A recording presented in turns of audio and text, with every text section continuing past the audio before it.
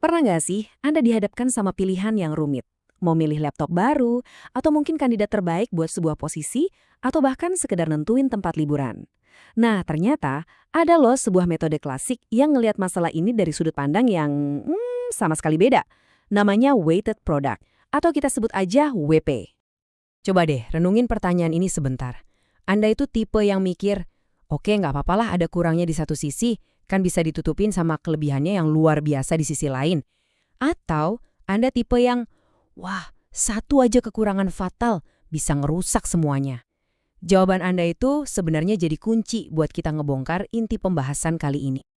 Oke, mari kita bedah dua filosofi besar dalam ngambil keputusan. Di satu kubu, kita punya pendekatan yang namanya aditif, atau gampangnya penjumlahan. Nah, di kubu seberangnya ada multiplikatif, alias perkalian. Kelihatannya sepele ya, cuma beda tambah sama kali, tapi dampaknya, wah beda banget. Gini deh, biar gampang. Model aditif, contohnya itu simple additive weighting atau SAW, sifatnya itu kompensasi. Ibarat rapor sekolah, nilai jelek di matematika bisa ketolong sama nilai 10 di olahraga. Nah, tapi kalau weighted product atau WP, cara kerjanya dikaliin, dan dalam dunia perkalian nggak ada ampun. Satu nilai jelek aja itu bisa jadi kayak jangkar yang narik seluruh skor ke dasar laut. Terus mungkin Anda nanya, kenapa juga kita repot-repot pakai perkalian? Bukannya lebih gampang dijumlahin aja? Nah, jawabannya itu ada di sebuah prinsip yang sebenarnya sangat kuat dan intuitif banget. Ini dia jiwanya metode weighted product. Metode ini tuh nggak nyari yang paling jago di satu aspek doang. Nggak, dia nyari yang paling seimbang dan konsisten di semua aspek yang kita nilai. Jadi, kata kuncinya, keseimbangan. Coba bayangin sebuah rantai besi deh. Seberapa kuat sih rantai itu? Ya, sekuat mata rantai terlemahnya kan? Satu aja mata rantai yang rapuh, ya udah putus semua. Nah, WPMO ini nerapin logika yang sama persis ke pilihan-pilihan kita. Satu aja kriteria yang nilainya jelek, itu bisa matahin seluruh evaluasi. Biar lebih kebayang, kita lihat grafiknya bareng-bareng. Alternatif A dan B, skornya lumayan merata tuh. Sekarang, coba lihat alternatif C. Wah, walaupun skornya paling tinggi di kriteria 1 dan 2, tapi lihat deh, di kriteria 3, nilainya anjlok. Nah, karena WP itu mengalihkan semua skor, nilai rendah itu secara dramatis nyeret skor akhirnya ke dasar. Inilah dia, kekuatan destruktif dari efek perkalian.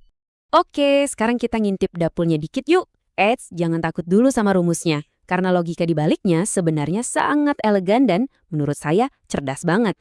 Ini dia formula intinya. S itu skor akhir.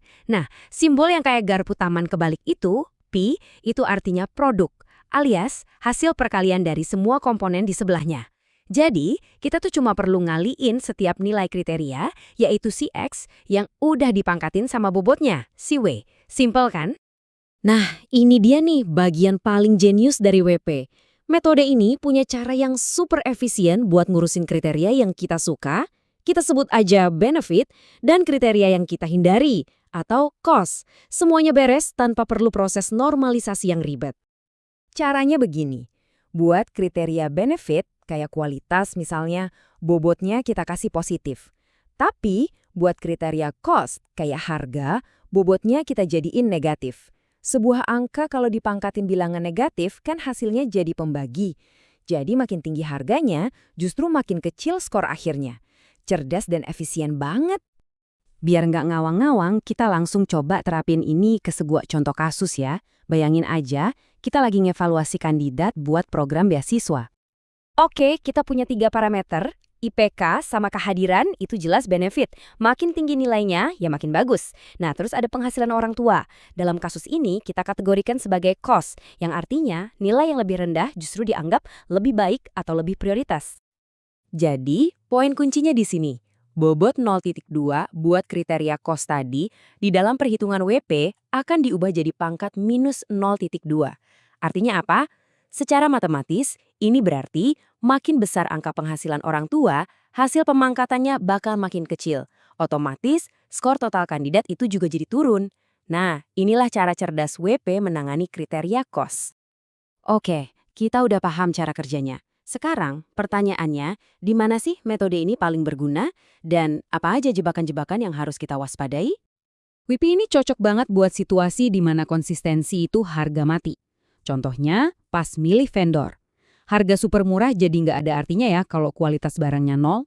Atau pas kita nilai sebuah produk, satu aja fitur yang gagal total, itu bisa ngerusak seluruh pengalaman pengguna.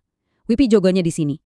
Jadi, kekuatan utama WP itu kemampuannya buat menghukum pilihan yang nggak seimbang. Simple dan elegan. Tapi kelemahannya? Ya, sifat perkaliannya itu sendiri. Hasilnya bisa jadi lebih susah dijelasin daripada sekedar bilang kita jumlahin semua nilainya. Dan ada satu lagi kelemahan yang fatal banget.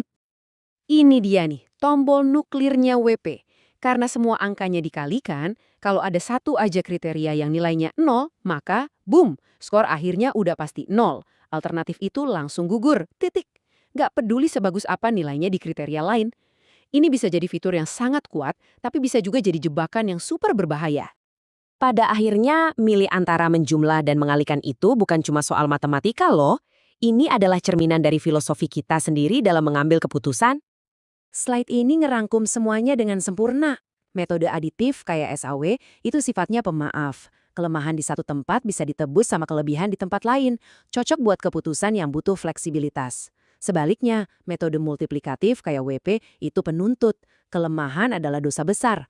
Cocok banget buat keputusan yang nuntut standar minimum di semua lini, tanpa kecuali. Nah, setelah kita ngelihat kedua pendekatan ini, coba deh tanyain ke diri Anda sendiri. Apakah Anda seorang penjumlah yang percaya kalau keunggulan itu bisa mengkompensasi kekurangan? Ataukah Anda seorang pengali yang menuntut performa solid tanpa celah sedikit pun? Pilihan filosofi ada di tangan Anda.